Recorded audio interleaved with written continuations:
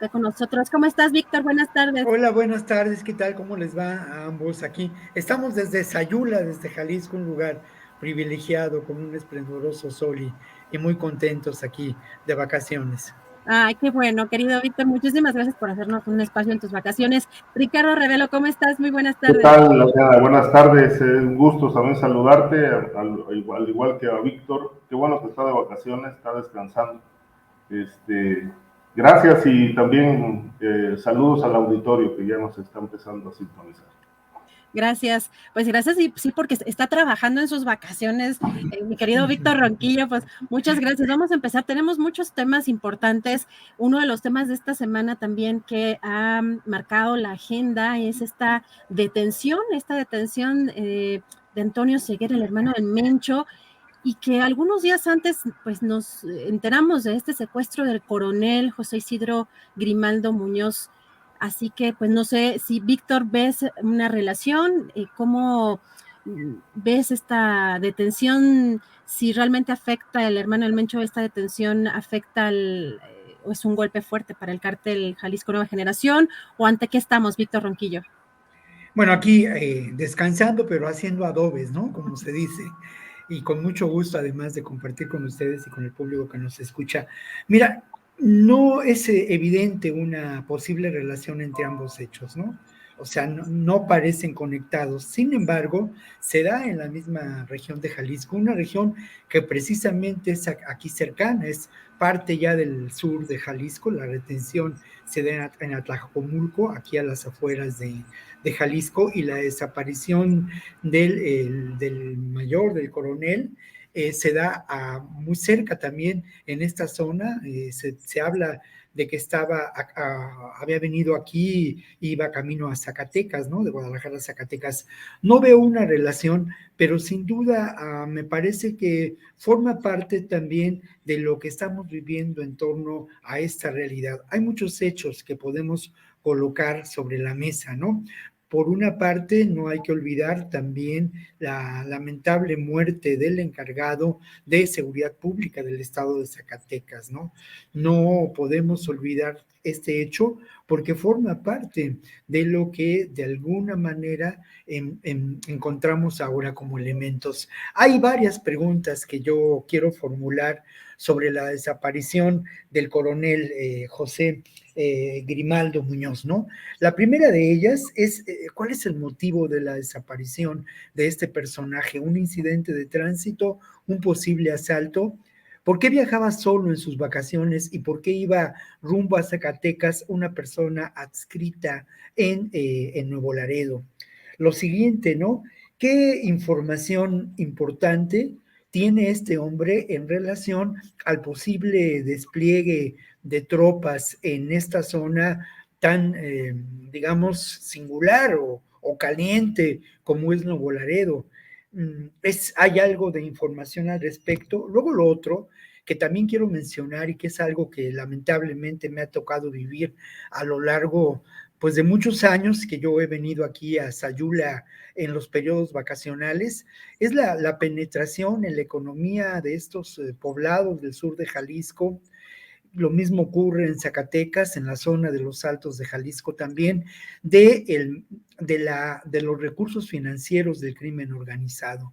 Esa penetración es evidente y ello va de la mano con el control político, ¿no? Entonces, a quien se responsabiliza de la posible desaparición de este mayor, de este coronel, perdón, es al jefe de plaza de la región, ¿no?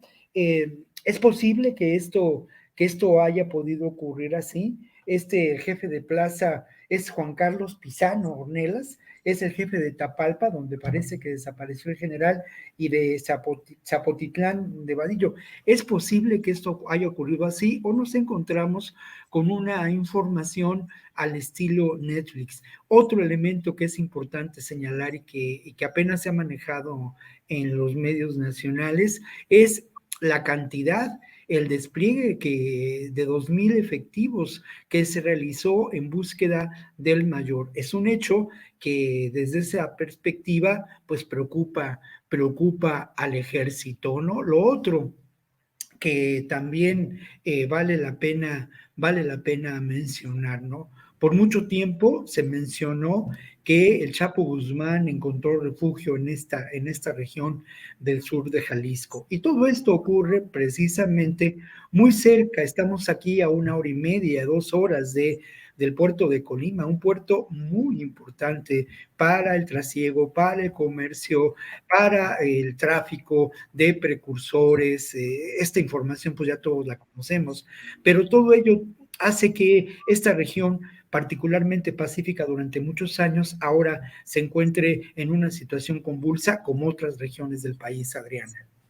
Gracias, Víctor. Ricardo Ravelo, ¿cómo ves este escenario? ¿Se había dado antes secuestros de este tipo o con este rango, y si sería la respuesta pues a esto que está, pues esta detención que vimos esta semana?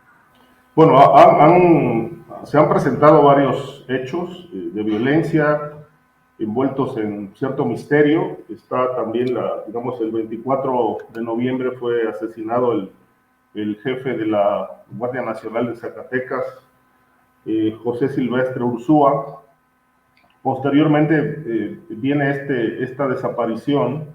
En realidad, pues el ejército, la Sedena ha hecho algunas precisiones al respecto, porque las notas que habían salido o que se publicaron sobre esto daban cuenta de que el coronel ya había sido asesinado, pero la Sedena desmintió. Se llevó a cabo un operativo que entiendo está todavía vigente para localizarlo. Entiendo que tienen información de que está con vida, porque desmintieron la muerte. Y en este despliegue que se llevó a cabo para la búsqueda del coronel Grimaldo, pues no queda claro si realmente se encontraron con la sorpresa de la presencia de Antonio Ceguera, el hermano del Mencho, y lo detuvieron. Es decir, no tenemos más información en el sentido de si había un operativo específicamente para detener al hermano del Mencho, o bien en todo este despliegue militar se toparon con esta figura del crimen organizado que precisamente estaba viviendo en Tlajomulco, Jalisco. Precisamente el municipio de donde fue alcalde el actual gobernador de ese estado, Enrique Alfaro. Este personaje pues viene a ser ya una baja importante para la organización del Mencho, que se suma a otras que fueron golpes también trascendentes, como la detención y extradición de su hijo, Rubén, la detención de Rosalinda González, la esposa, la detención también de la hija del Mencho, Joana, precisamente en una corte de Estados Unidos, cuando se iba a iniciar una audiencia por el caso de Rubén Oseguera, y otros operadores que, bueno, han significado bajas importantes. Da la impresión de que tanto por parte del gobierno de Estados Unidos, las autoridades norteamericanas, como del gobierno mexicano, pues le están cercando el entorno al jefe del cártel de Jalisco, uno de los más violentos del continente. Pero lo que llama la atención ahora en este contexto es precisamente la desaparición del coronel Grimaldo. Yo coincido con Víctor, hay muchas preguntas, quizá más preguntas que respuestas. Es un caso misterioso. Haría la misma pregunta que planteó Víctor, en el sentido de qué hacía un coronel solo, que está adscrito a Tamaulipas, en una zona tan conflictiva como los límites de Zacatecas y Jalisco. Creo que primero que nada tendrían que explicar si estaba de vacaciones, por qué iba solo, etcétera. Y sobre todo esta operación tan rara del accidente vehicular, que aparentemente fue un pretexto para que él descendiera de su vehículo y así lo pudieron secuestrar. Ahora, hay un dato que creo que también refirió Víctor ahorita, que llama la atención.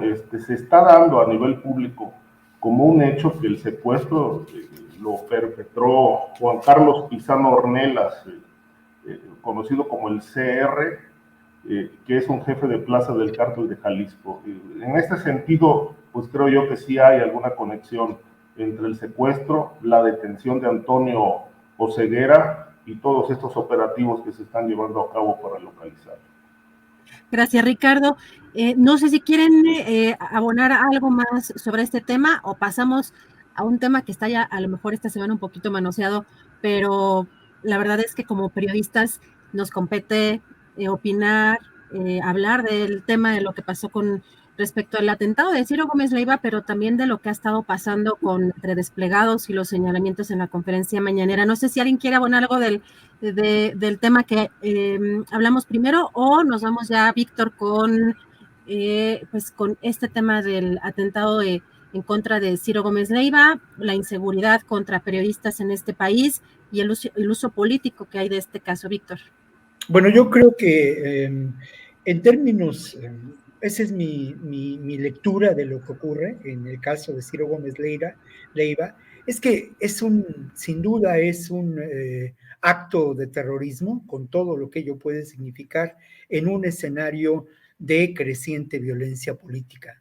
Una violencia política perpetrada desde los grupos o por los grupos más oscuros de este país, grupos vinculados al crimen organizado, grupos vinculados también a la derecha. Es sin duda un acto de provocación. A mí me parece que se eligió muy bien a la víctima, que se procuraba con ello generar un verdadero escándalo político, que se buscó desestabilizar a un proyecto de gobierno, que se buscó crear una irritación social mayor y que sin duda se buscó también construir una bandera que para exigir seguridad, para exigir justicia. Se pensó desde mi punto de vista que se iba a generar con este crimen que lamentablemente quedó solamente en un intento de homicidio, que por fortuna quedó así, y lo digo con mucha decisión y también porque al final de cuentas con Ciro Gómez Leiva es obvio que tenemos diferencias en términos de la lectura de este país, pero creo que Ciro es un excelente periodista, sí lo considero así. Yo tuve la fortuna de trabajar con él en el viejo Canal 40, pero en fin, me parece que se buscó generar esa irritación, que se buscó en un futuro, pues marchas, ¿no? Exigiendo seguridad, exigiendo justicia. Además, se tocó uno de los temas que preocupan más a la ciudadanía y que ha sido un tema pendiente en el proyecto de gobierno de la Cuarta Transformación y en sus actos de gobierno, que tiene que ver con la seguridad y la construcción de la paz. Además, aunado a ello, pues no podemos olvidar tampoco, ¿no?, la larga lista de periodistas que han sido asesinados, que han sido amenazados, la larga lista también de periodistas que son desplazados de sus lugares de origen por la violencia, y esto es parte de una realidad que atenta contra el derecho a la información. Hay dos temas que me parece en términos quizá un poquito más gruesos o distintos, ¿no?, a la reflexión de los hechos, y también quizá abonan algo a lo que podemos considerar la reflexión política sobre este acontecimiento, ¿no? Mira, lo primero que valdría la pena preguntar y que la gente se está preguntando es si es posible que esto haya sido un autoatentado. A mí me parece que no hay elementos para que esto lo pensemos de esa manera, ¿no? Me atrevo a decirlo, y ahí sí de manera muy subjetiva, que dado mi trato con Ciro, mi conocimiento de Ciro como profesional, me parece muy difícil que Ciro se hubiera prestado a algo como eso, ¿no? Creo que no, creo que es una persona íntegra. Por otro lado, otra pregunta que se está haciendo la gente en la calle es si realmente hubo intención de perpetrar un homicidio o fue simplemente un acto de provocación, un atentado para generar esta irritación social. A mí me parece que sí, es decir, esa es la hipótesis que yo que yo lanzo. Sí, se trató de un intento de homicidio, sin lugar a dudas, un intento de homicidio, como yo decía, planeado desde los más oscuros sótanos del poder del crimen organizado, de la derecha en vinculación, en alianza, buscando una bandera. La pregunta es, ¿por qué razón no, por fortuna, no se consumó este homicidio? A mí me parece que la planeación del homicidio, su realización, como suele ocurrir en casos de este tipo, se da de arriba para abajo, y resulta que el eslabón más débil de la realización de este crimen es quien lo va a perpetrar. Y aquí me parece que se deja ver la inoperancia, la falta de eficacia, por fortuna, de estos sicarios que quizá ahora ya hayan sido víctimas de una desaparición o de un crimen para guardar silencio. Me preocupa mucho que este acto sí tenga el carácter de un acto de terrorismo, porque obviamente Ciro, por fortuna no lo fue, iba a ser la víctima, pero este atentado buscaba generar una tensión social y procurar sembrar el terror, sembrar el miedo, como ocurre en los eventos de terrorismo, o como ha ocurrido en los eventos de terrorismo a lo largo de la historia contemporánea. Creo, por otra parte, y esto es muy preocupante, que en estos momentos, en el contexto de la situación política que vivimos, no lo quisiera así, y espero que no se dé, pero es previsible que tengamos otros eventos de terrorismo en un escenario creciente de violencia política, porque al final de cuentas, por lo que hemos visto, hay sectores eh, muy oscuros a los que les preocupa que siga adelante una transformación del país que afecta a sus intereses. Estos sectores, lamentablemente, están vinculados al crimen organizado, al sector político, al campo político corrupto, y han dado muestras de por una parte, de su capacidad de acción. Este evento tiene que relacionarse con actos de terrorismo también realizados hace algunos meses en diferentes ciudades del país, y que debemos recordar y ligar a esto, y también está relacionado con otros hechos, como puede ser el atentado sufrido por García Harfuch en la Ciudad de México hace año y medio, 2 años, ¿no? Gracias, Víctor. Ricardo, el día de ayer, entre algunas de las declaraciones que dio el presidente respecto a este caso, le preguntaban si iba a delegar o iba a pasar o a pedir que atrajera el caso a la Fiscalía General de la República, recordando que está en la Fiscalía de la Ciudad de México, y dijo que no. Dijo que se quedaba en la Ciudad de México, que le tenía confianza a la fiscal Ernestina Godoy, y dijo después, sí, también le tengo confianza a Gers Manero. ¿Qué mensaje, Ricardo, crees que tiene pues esto que se va a quedar, o que el presidente busca que se quede el caso de investigación de este atentado, en el caso de Ciro, o en contra de Ciro Gómez Leiva, que se quede en la Ciudad de México? Si esto manda algún mensaje de que quiere que realmente se resuelva o se investigue a profundidad, Ricardo. Sí, mira, bueno, de entrada muy lamentable lo ocurrido con Ciro, con el atentado. Después del caso de Manuel Buendía, el asesinato en mayo de 1984, pues no se había presentado en la Ciudad de México un intento, un atentado de esta magnitud, de esta naturaleza. Por supuesto, yo no creo que esto haya sido un autoatentado. Tampoco considero que hay elementos como para echarle la culpa al gobierno. Creo que López Obrador tiene muchísimas fallas, pero está muy lejos de ser un criminal. Eso creo que no concibo a López Obrador planeando un crimen de esta naturaleza. De tal manera que hay que investigar, se tiene que investigar a fondo este asunto. conocer bien los móviles. Se había dicho que posiblemente una causa podría ser este ventaneo que hizo el propio Ciro Gómez Leiva de un personaje de la familia michoacana que le llevó serenata a la Virgen de Guadalupe el día 12 de diciembre, la madrugada del 13, conocido como el Tucán, que él mismo habló en su programa, pero bueno, son líneas que ya tendrá que ahondar la propia autoridad.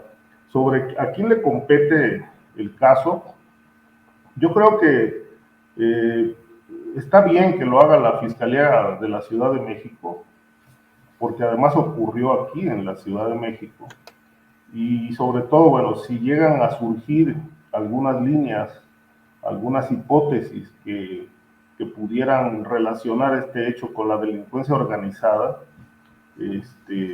como parece que tiene toda la vinculación, pues tendrá que determinarse ya si corresponde a la Fiscalía General de la República tomar el caso. Hay muchísimos casos de asesinatos de periodistas y de secuestros y de desapariciones que están en manos de la Fiscalía General de la República, por desgracia sin resultados. La mayoría de los asesinatos de periodistas o desapariciones están impunes. Yo creo que este es un grave problema que debe irse resolviendo a fin de que estos casos se esclarezcan y que no sean una constante invitación para seguir agrediendo a comunicadores. El asunto tiene muchas aristas. El tema realmente preocupa, sobre todo porque se dio en la Ciudad de México, una zona que era considerada hasta no hace mucho como un área segura para los periodistas. Sin embargo, pues dado el nivel de violencia que se ha ido disparando, parece que ya ni la Ciudad de México puede ser un refugio para periodistas. Creo que el nivel de violencia ha escalado tanto que la situación se ha agravado muchísimo y obviamente una situación como esta pues tiene sus consecuencias. Tengo mis dudas respecto de si el objetivo fue realmente desestabilizar a un gobierno, sobre todo porque en todo caso este efecto de un crimen, o en este caso de un atentado que no se consumó, en muerte, que no terminó en muerte, de todas formas tiene sus consecuencias, ¿no? Es decir, como lo veamos, tiene sus consecuencias.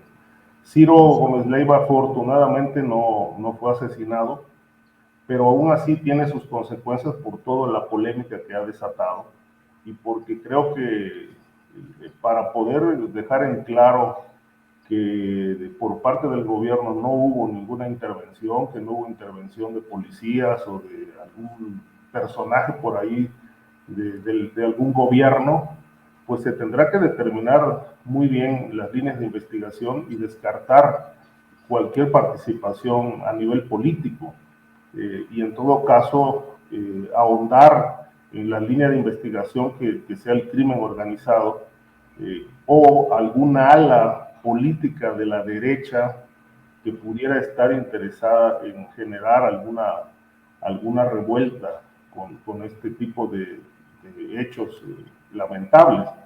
Creo que la investigación evidentemente tendrá que darse muy bien, llevarse a cabo muy bien, no solamente la de Ciro tiene ahorita un impacto muy elevado, pero se tienen que investigar los otros casos, porque creo que algo que puede aportar bien el gobierno de López Obrador es quitar el velo de impunidad en el que están envueltos la mayor parte de los casos de los crímenes de periodistas. Gracias, Ricardo. De este tema no sé si se quedó algo pendiente, Víctor. Sí, yo creo que hay varias cosas, Adriana, que están ahí pendientes, ¿no? Lo primero es lo básico y hay que preguntarse a quién benefician, a quién podía haber beneficiado este crimen. Digo, Watson, Sherlock Holmes le decía a Watson, follow the money, y eso es lo básico, ¿no? A mí me parece, ¿quién resultaría beneficiado con este crimen? sin duda quienes resultan beneficiarios de este intento de homicidio, pues son estos sectores conservadores en extremo, oscuros, el crimen organizado. De ninguna manera el gobierno, López Obrador, pues resultarían beneficiarios de estos hechos, ¿no? Todo lo contrario, se ciñó sobre este gobierno pues un momento terrible, ¿no? De oscuridad que hubiera sido muy grave desde mi punto de vista si el crimen se hubiera logrado. Otro hecho que yo quiero mencionar y que tiene que ver con algunos elementos que son claros y que creo que lo mismo, ¿no? Como yo digo, hay que poner sobre la mesa. Mira, se eligió muy claramente a la víctima de este homicidio para generar esta situación de terror, para generar un evento de terrorismo. Ciro es un periodista que sin duda representa a un sector importante de esta clase media que sigue Radio Fórmula, que escucha Radio Fórmula, que nutre muchos de sus juicios de Radio Fórmula.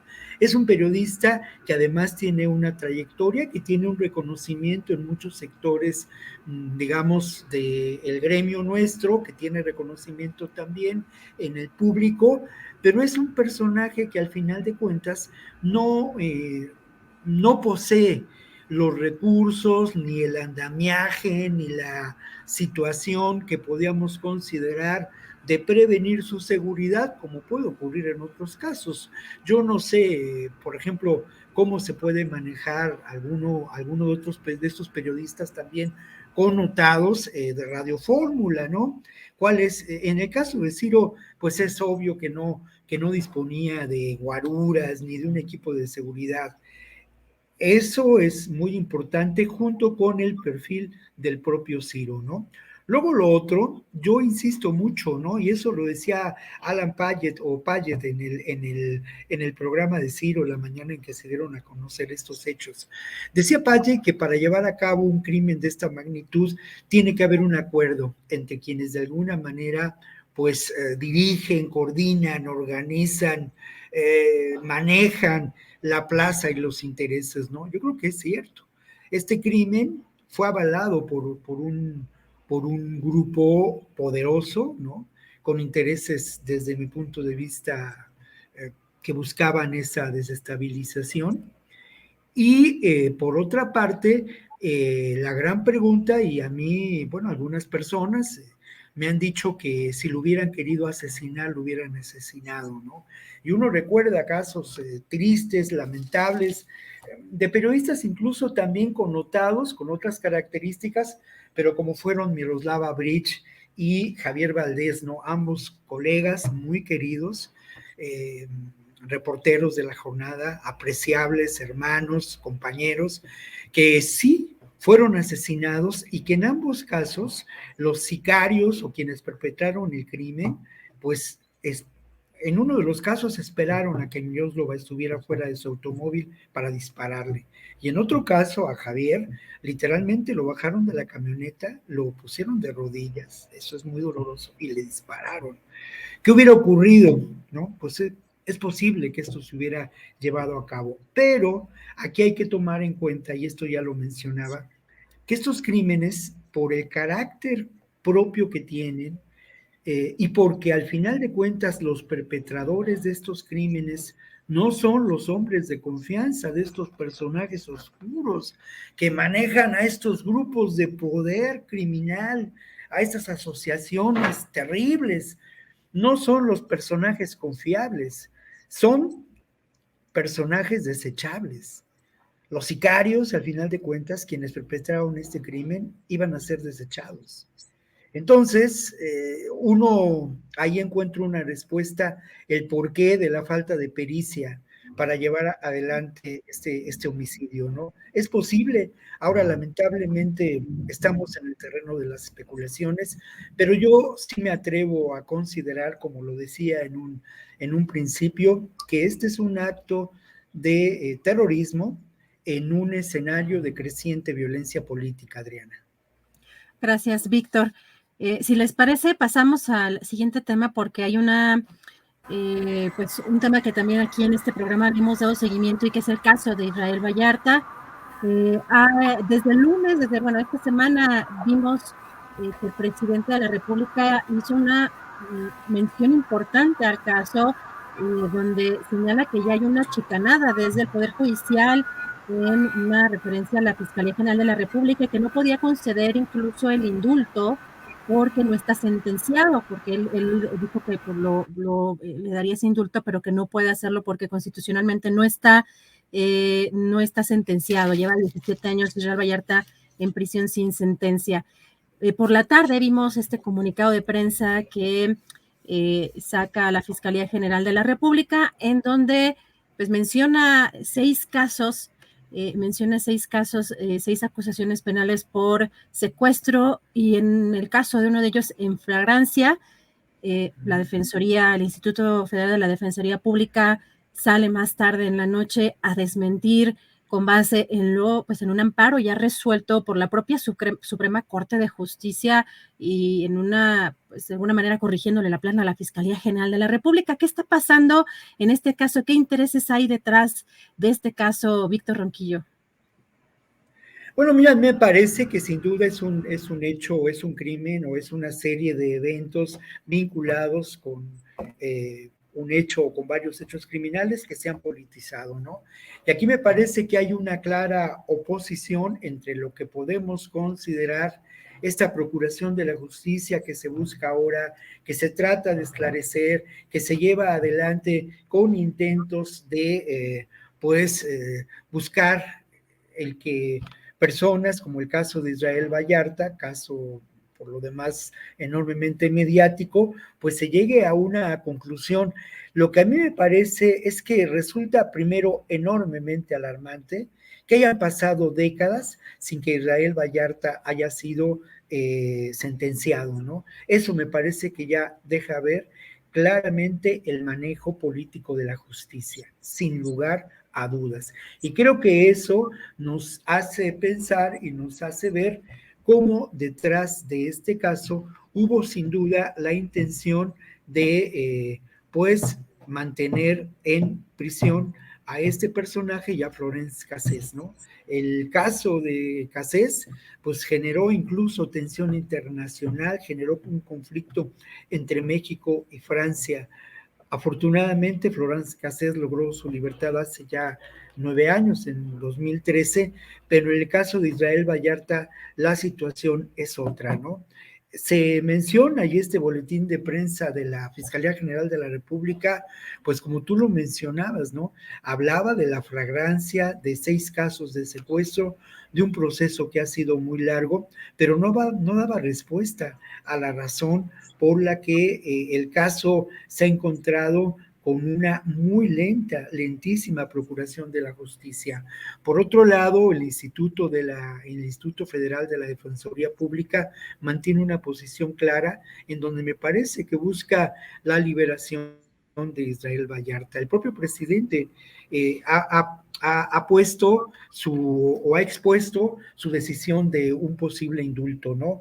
Ahora, ¿qué es lo que valdría la pena traer del pasado al presente en relación al delito de secuestro?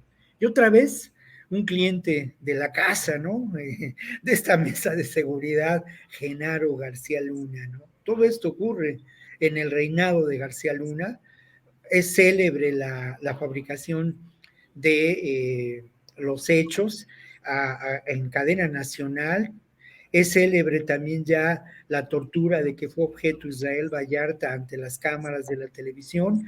Hay una extraordinaria serie documental que se proyectó en Netflix al respecto, pero creo también vale la pena mencionar algunos elementos, ¿no? De esta industria del secuestro, que hay información que se perpetró, que se construyó desde la propia Secretaría de Seguridad Pública, que era uno de los negocios que mantenían estas huestes de García Luna. Y obviamente hacían falta, como suele ocurrir, culpables para evadir la posible responsabilidad ante estos hechos.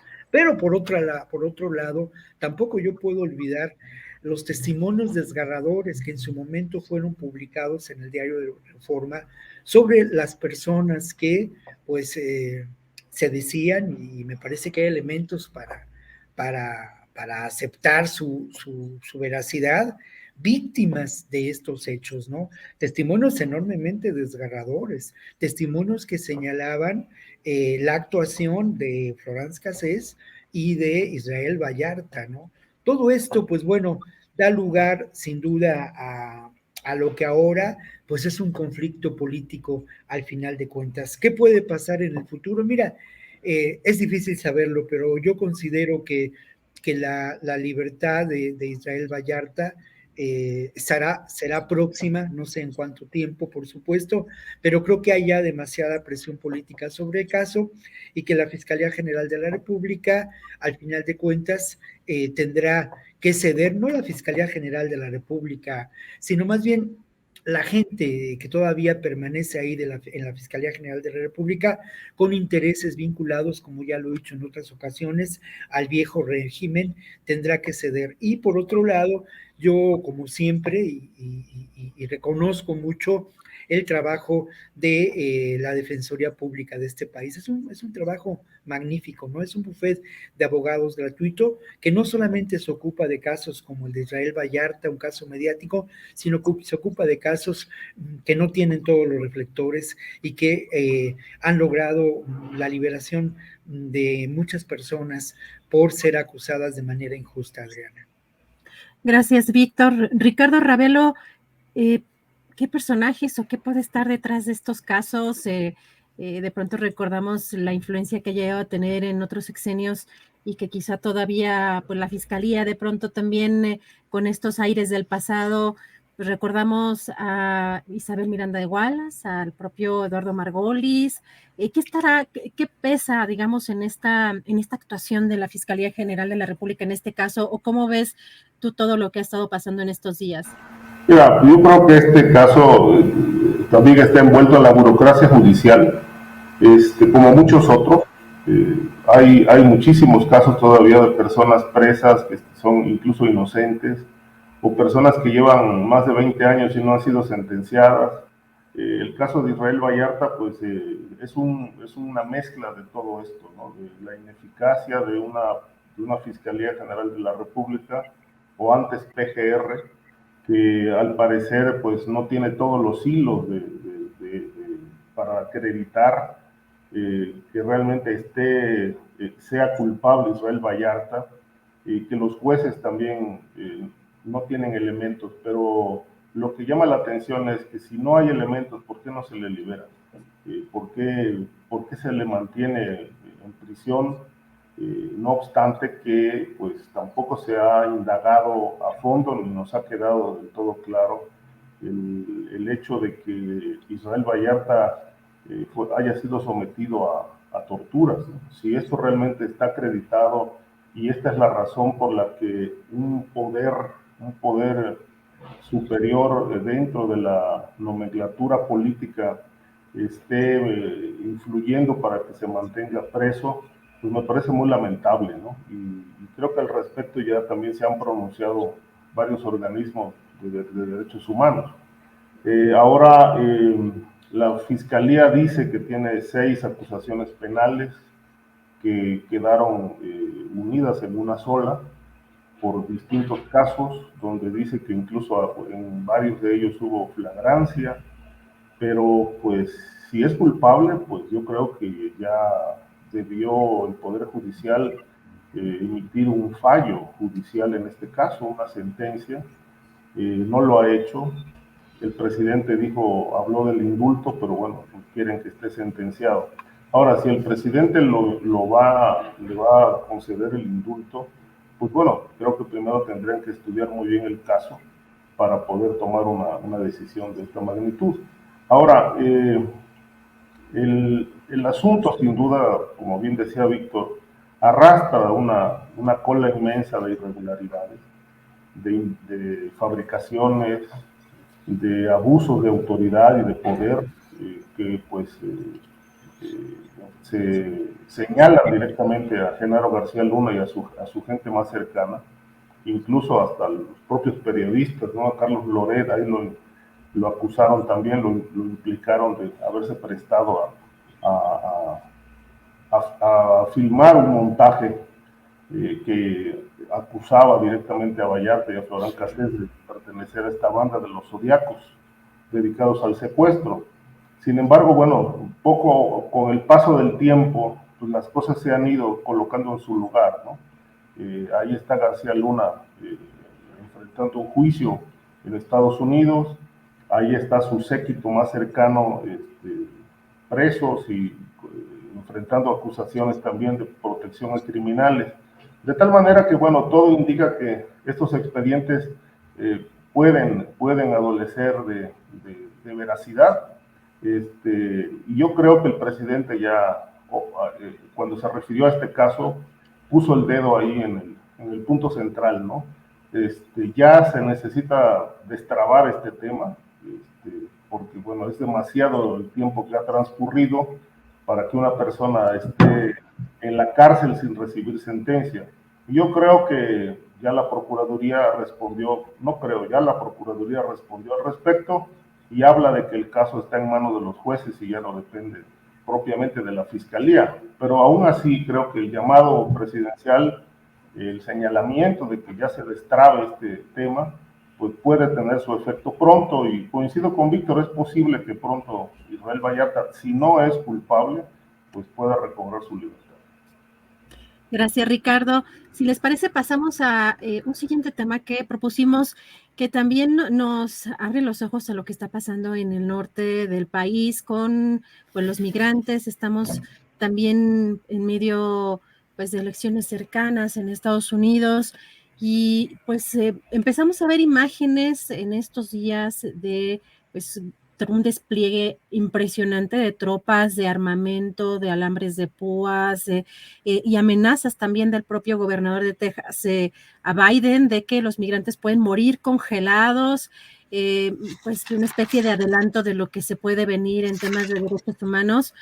Puede ser más de 400 agentes de la Guardia Nacional y sobre todo en este marco de esta batalla legal por el fin de las restricciones contenidas en el título 42 en Estados Unidos y pues, pues una frontera que está pues repleta de migrantes y donde están siendo quizá intimidados o puedan estar en riesgo los derechos humanos, como en muchas ocasiones, pero en este caso con un despliegue muy importante. Vemos muchos militares, pero también pues armamento y estos tanques y bueno, Víctor, ¿cómo has visto este asunto? Bueno, lo primero que habría que señalar es que al final de cuentas, la migración tiene que ser comprendida de una manera distinta, ¿no? Por una parte está el derecho humano a migrar, que es fundamental el derecho a migrar, y que además ha sido esencial para la construcción de lo que podemos llamar la civilización. Todos somos migrantes, todos venimos de otro lugar, y me parece que esta consideración del sentido cultural histórico de la migración se olvida cuando hablamos de este tema, ¿no? Otro elemento que me parece que cada vez escuchamos menos es la voz de los migrantes, ¿no? O sea, lamentablemente en los medios de comunicación cada vez se ha dado mayor preponderancia al discurso de las armas, al discurso de los políticos, y cada vez escuchamos menos a los migrantes. ¿Será porque conocemos sus historias? Porque hemos escuchado muchas veces los testimonios de estas personas que vienen de la pobreza y que buscan una vida mejor. ¿Será por ello o porque al final de cuentas, y eso creo que lamentablemente también ocurre, se hace ya una cobertura burocrática de esta realidad por parte de nosotros en los medios de comunicación? Hoy leía en la mañana una nota de que solamente en Matamoros hay 10,000 migrantes intentando cruzar la frontera, animados por esta idea de buscar la vida en el norte, pero en una circunstancia histórica que parecía favorable porque este planteamiento del artículo 42 iba a ceder, se pensaba que iba a dejar a dejarse, que iba a abandonarse. La Suprema Corte de Estados Unidos señala que será quizá después de Navidad, esto que era una medida planteada por Trump en donde se buscaba, pues ahora sí que la deportación en caliente por motivos de salud, dicho de una manera muy coloquial. Y bueno, esto anima, ¿no?, a los migrantes a ir a buscarse la vida. Yo insisto en que habría que escuchar a los migrantes, en que habría que entender la realidad de la migración desde una perspectiva diferente. Otro tema que me parece muy importante colocar sobre la mesa, y ya lo mencionabas tú, Adriana, bueno, pues es que este despliegue militar en la frontera de Texas es un despliegue que tiene sin duda tintes políticos, pero también de alguna manera renueva esta idea de Trump y de la derecha republicana de que el enemigo acecha, ¿no? Y esta vieja idea de que el enemigo acecha, pues genera votos y genera también millones de dólares de ganancia, ¿no? Y obviamente uno de los beneficiarios de la militarización de las fronteras es sin duda la industria armamentista, ¿no? Es otra vez esta industria belicista que encuentra beneficios económicos, lo mismo en la fabricación de armas que en la fabricación de muros o de todos estos implementos que van desde una enorme tecnología muy sofisticada hasta la tela de alambre, ¿no? Es un gran negocio, y este negocio ha sido una de las bujías de la economía de los Estados Unidos desde la época posterior a la Segunda Guerra Mundial. Y además hay que tomar en cuenta que este grupo económico, este grupo de poder, es un grupo importante en cuanto a las decisiones políticas que se llevan a cabo en Estados Unidos. Entonces, creo que tenemos que mirar esta realidad de la migración desde una perspectiva diferente. Lo otro, bueno, al final de cuentas, es otra vez una historia que es una historia que se da en nuestros días a nivel mundial y que es esta migración del empobrecido sur hacia el norte, ¿no? Un elemento más que tampoco se considera es, bueno, ya lo decía, la voz de los migrantes, ¿no? La realidad de familias que vienen de Venezuela, en fin, esto lamentablemente ya es una realidad conocida, pero hay que insistir en ello, ¿no? Hay un enorme dolor humano por parte de estas personas, una verdadera tragedia en las fronteras de nuestro país. Y por otro lado, también hay que mencionar que el gobierno mexicano ha actuado de una manera, desde mi punto de vista, indolente ante estos hechos, ¿no? Por lo menos indolente, cuando no ha generado una mayor tensión y ha servido a los intereses de Estados Unidos, ¿no? Otros beneficiarios de esta realidad migratoria, de esta crisis migratoria que vivimos desde hace ya años, pues sin duda son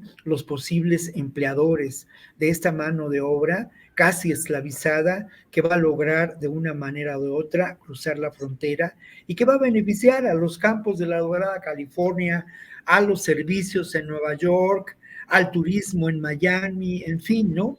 Estos ciudadanos de cuarta, quinta, segunda, estos invisibles en el imperio que son los migrantes de nuestros países del sur, Adriana.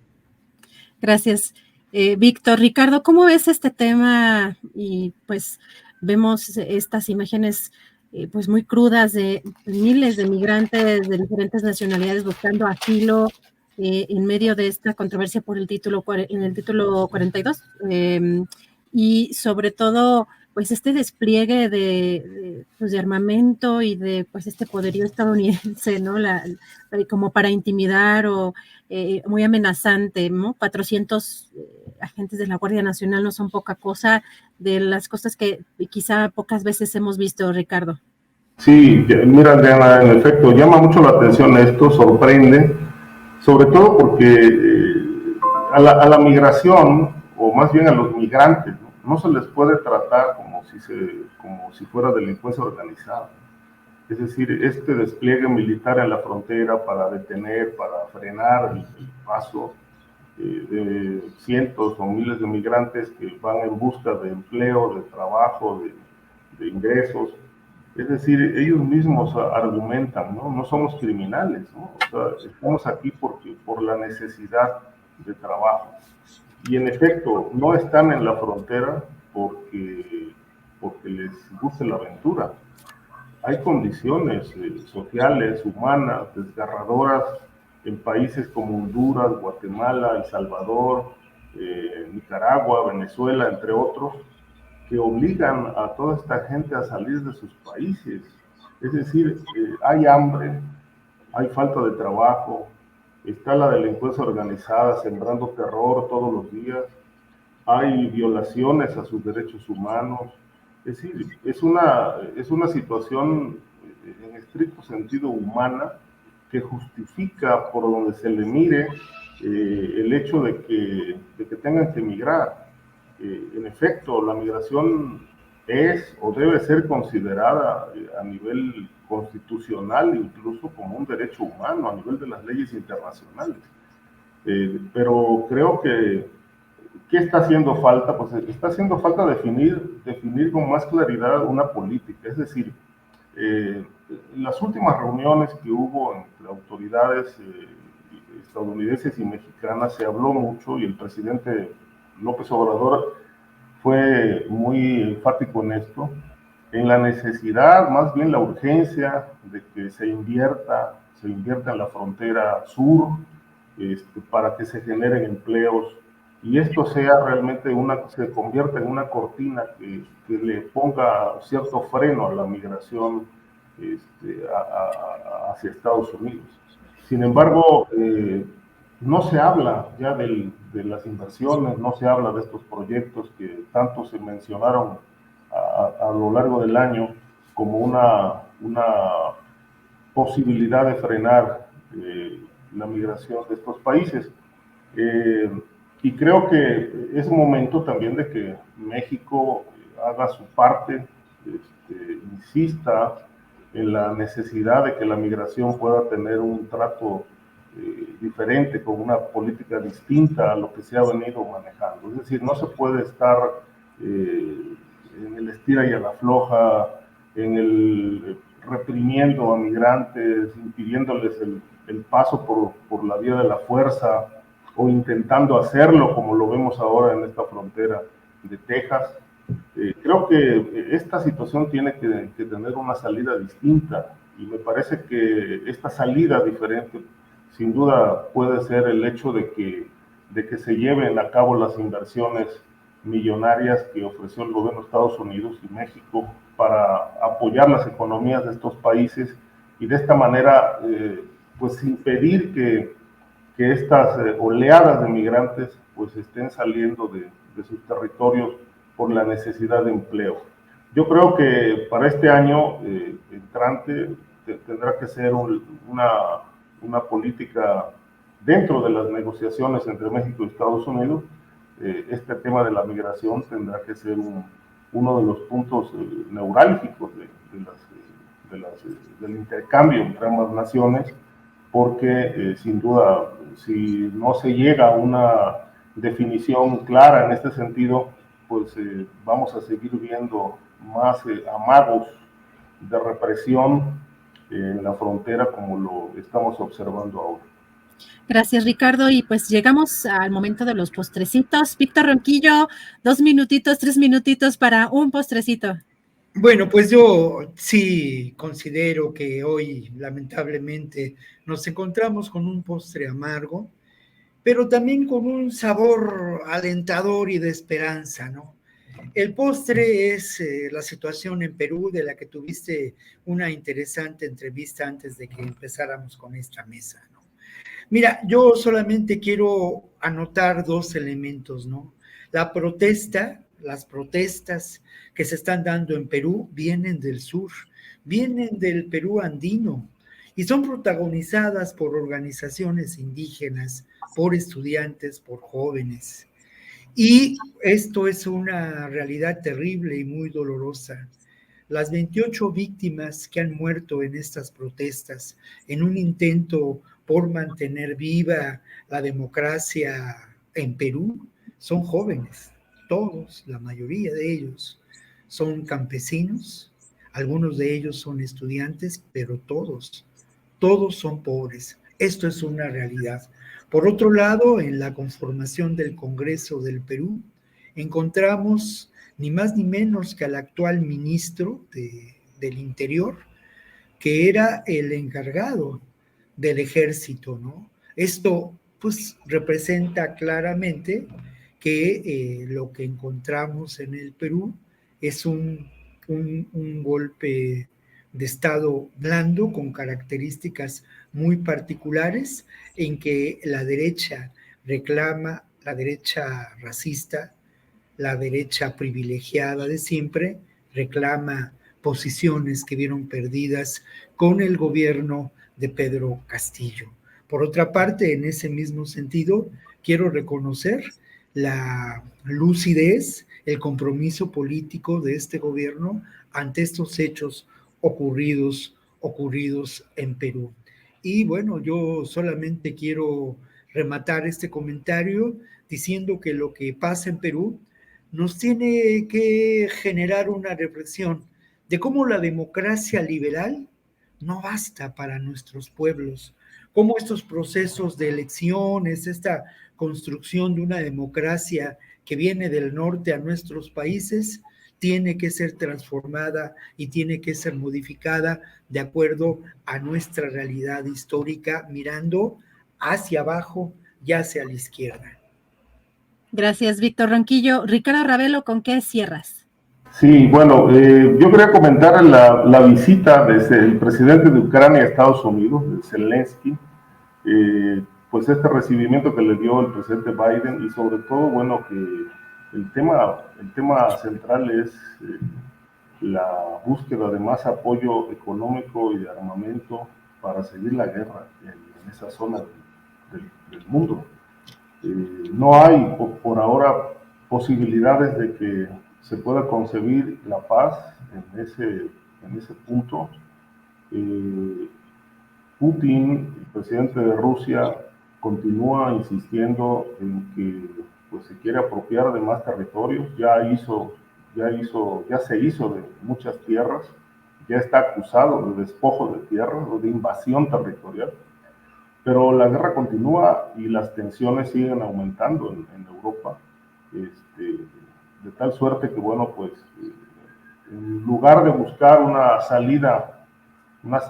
negociación a este conflicto que ya lleva muchos meses, pues la visita no fue para solicitar apoyo en ese sentido, sino para que Estados Unidos siga disponiendo de millones de dólares para apoyar a Ucrania en esta guerra con Rusia.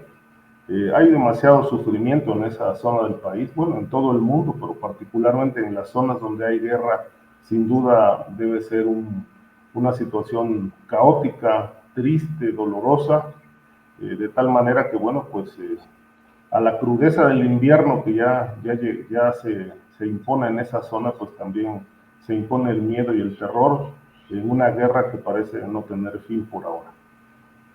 Gracias, Ricardo Ravelo. Pues llegamos ya al fin de esta mesa. Les agradezco mucho la participación y espero que si tienen unos minutitos a la próxima semana, igual nos volvemos a ver por acá.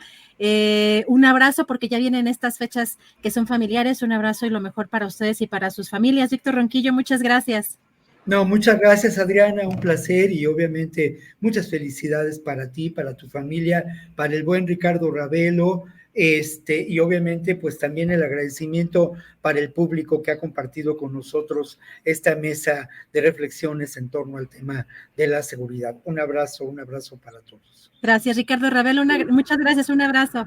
Un abrazo, también quiero agradecer mucho a todo el público que nos siguió, nos ha venido siguiendo a lo largo del año.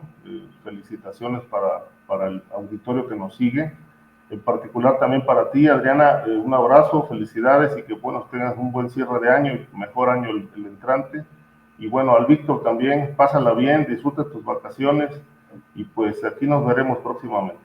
Gracias, Ricardo Ravelo, Víctor Ronquillo, un fuerte abrazo, hasta la próxima, gracias. Hasta luego.